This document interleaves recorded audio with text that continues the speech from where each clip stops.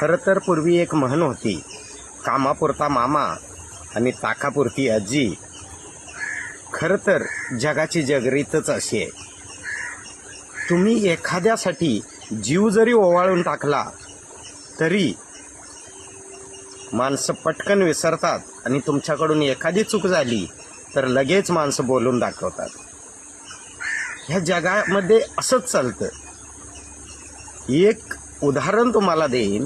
अतिशय सुंदर, विश्व सुंदरीला सुद्धा लाजवेल अशी सुंदर स्त्री, पण तिला डोळे नव्हते, आंधळी होती. त्यामुळं तिच्याबरोबर लग्न करायला कोण तयार होत नव्हतं. पण एक राजबिंडा पुरुष जो अतिशय पैसेवाला आहे, गडगंज पैसेवाला आहे, तो म्हटला की तुझ्या डोळ्यांचा विलाज मी करतो, पण तू लग्न करशील. तेव्हा ती म्हटली की मला डोळे आले तर का नाही मी करणार.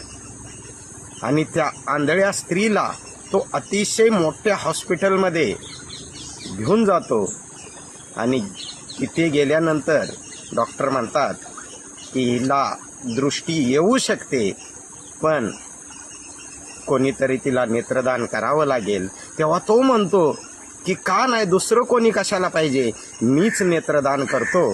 आणि स्वतःचे डोळे तिला देऊन खऱ्या अर्थानं दृष्टी तिला येते. आणि जेव्हा पट्टी उघडतात डॉक्टर आणि पटकन ती पाहते ज्याच्याबरोबर लग्न करायचं आहे तोच आंधळा आहे, त्यालाच डोळे नाही आहेत. तेव्हा ती म्हणते माफ करा, आता मला डोळे आलेत, मला जग दिसतंय, मला हिंडायचं आहे, फिरायचं आहे, मजा करायची आहे. मी तुमच्यावर लग्न करू शकत नाही, कारण मी डोळस आहे, मला दृष्टी आहे, तुम्ही आंधळे आहात, मला तुमच्याबरोबर लग्न नाही करता येणार. अहो, जगाची जगरीतच अशी आहे. तो जातो आणि त्या हॉस्पिटलच्या गच्चीतून उडी खाली मारतो आणि अक्षरशः प्राणगत होतो.